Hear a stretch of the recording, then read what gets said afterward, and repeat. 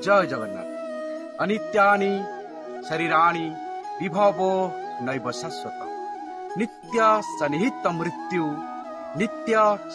मृत्यु कर्तव्यो धर्म संग्रह।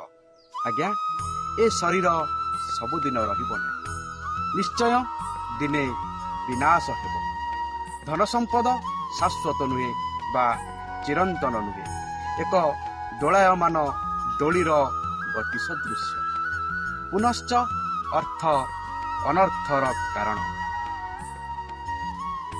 मृत्यु सदासर्वदा निकटरे दंडायमान। तेणु अनित्य एवं अनर्थ शरीर और धन पछरे धावित न होई सदासर्वदा मरण को स्मरण करी प्रभुंकर पदारविंदरे समर्पित होई धर्म मार्गर बाटई हेले ए मानव जीवन चरितार्थ हेब।